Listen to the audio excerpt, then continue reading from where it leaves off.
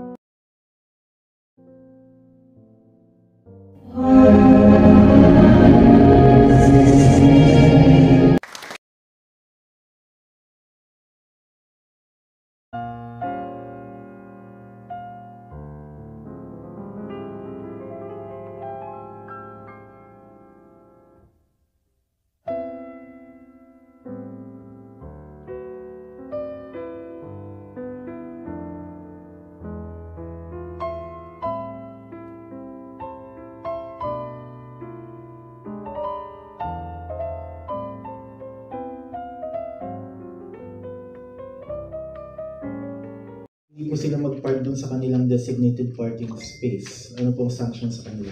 may parking attendant naman kami na nagpapasunod ng regulation po ng parking. So, hindi naman po, kasi yung mga bawat, yung inventory ng mga sasakyan na merong mga kanya-kanya ng space. Talagang ginagay naman yung parking attendant just to make sure na hindi sila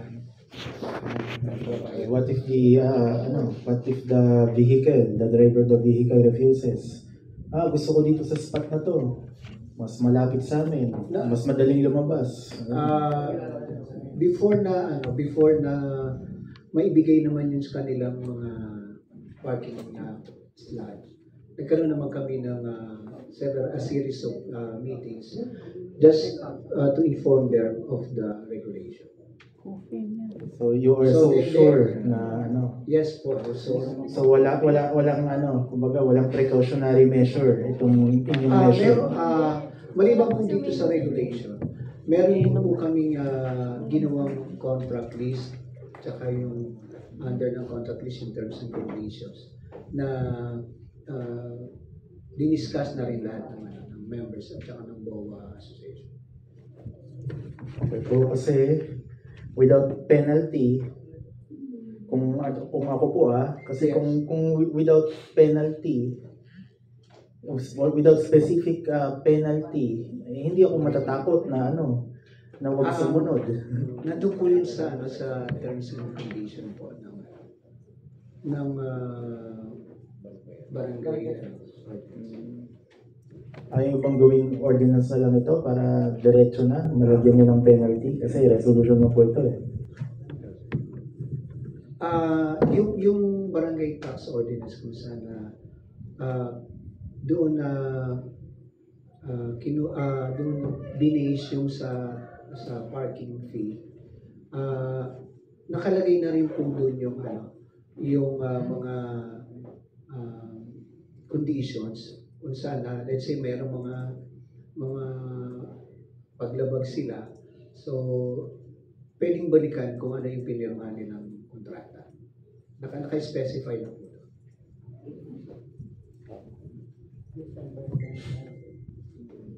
So yun ang gagawin ninyo sa tax ordinance kung saan may specific naman na hindi po ba kagawad whether without kahit wala namang violation since tax yun obligated magbayad yung magpa-park dito. Conditional po ba yung tax ninyo? For example, hindi siya sumunod, tataksan ka namin, parang ganun po ba yun? Hindi po. Una po, yung sa tax ordinance, specifically, nakalagay naman doon kung gamit nila ng parking, magbabayad sila ng parking fee. So, nag-adapt kami ng tamang amount para natin sa parking fee. And at the same time, pag nagbayad na sila, other than tax ordinance, meron silang kontrata na pinirmahan din. Just para lang meron din silang, maliban sa nagbabayad sila, meron silang susundin ng mga. Pero yun nga, sa daling sabi, yung tax, matik siya. Yes. Even without mag-violate sila o hindi, the fact na gagamit sila nitong itong parking facility na to, matik yun. Kasi approve naman ang po yung tax. So, in my opinion, hindi siya considered as sanction.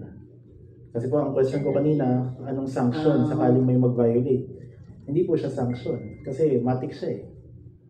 Di po ba? Yes. So, ang tanong ko po is, other than yung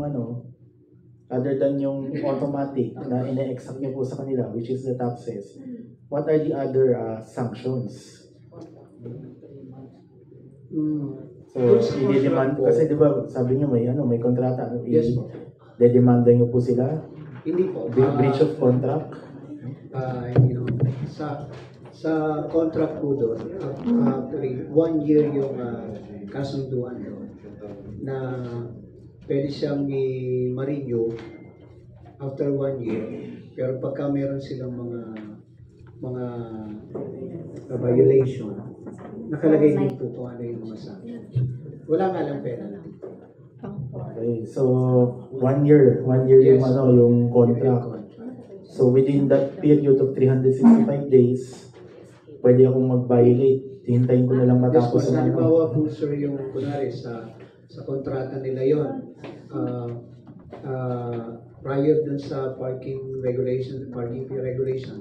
Pagka hindi po sila nakabayad in 1 month, meron naman binibigyan na grace period. So it includes yung understanding doon na pwede sila matagal pagka hindi sila magbayad o hindi na sila papasukin. Kasi mandatory na yung pagbabayad ng parking.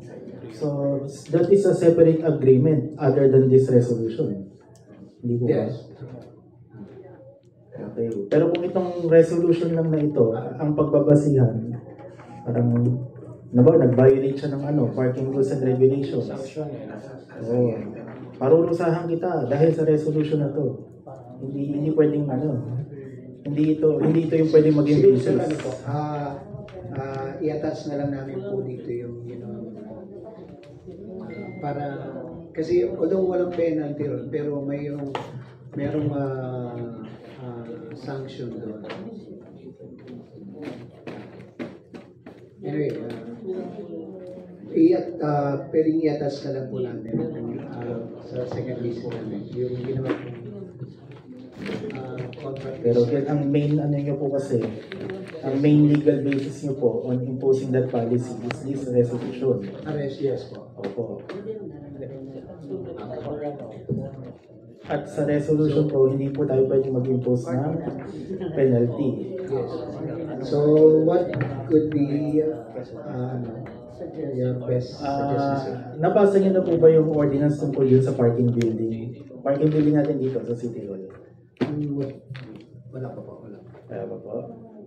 Sige, we'll just provide you a copy.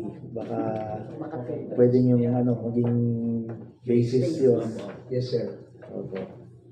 Yes, sir.